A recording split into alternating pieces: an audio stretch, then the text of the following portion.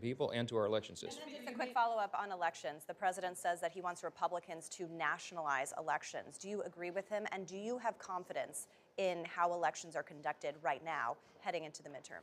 We have thoughtful debate about our election system every election cycle and sometimes in between. We know it's in our system. The states have been in charge of administering their elections. What you're hearing from the president is his frustration about the lack of some of the blue states, frankly, of enforcing these things and making sure that they are free and fair elections.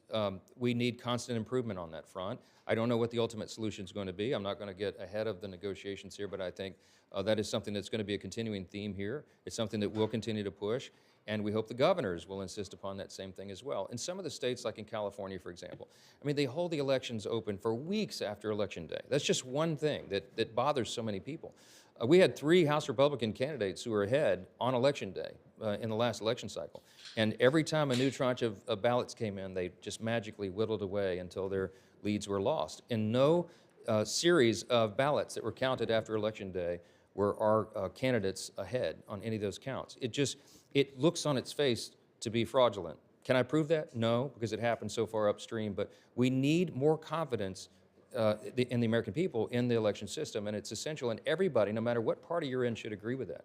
The mass mailing of paper ballots or mail-in ballots and all the other irregularities that have haunted us over the last couple of cycles, we need to tighten that up. Now, the red states have done a lot of good work in that front, but it's the blue states that I'm frankly concerned about. So we'll see how the law is modified and what's changed, but I hope we can get consensus to get that done. Yeah. Pope Leo has cited Matthew 25:35 to critique Donald Trump's mass deportation agenda. How would you respond to Pope Leo in Scripture? So you want me to give you a theological dissertation? All right, I'll tell you what, I'll post it on my website later today, but let me give you a quick summary. Borders and walls are biblical. From the Old Testament to the New, God has allowed us to set up our civil societies and have separate nations. Immigration is not something that's frowned upon in Scripture. In fact, it's welcome. We're to welcome the sojourner and love our neighbor as ourselves. But what's also important in the Bible is that assimilation is expected and anticipated and proper. When someone comes into your country, comes into your nation, they do not have the right to change its laws or to change its society. They're expected to assimilate. We haven't had a lot of that going on.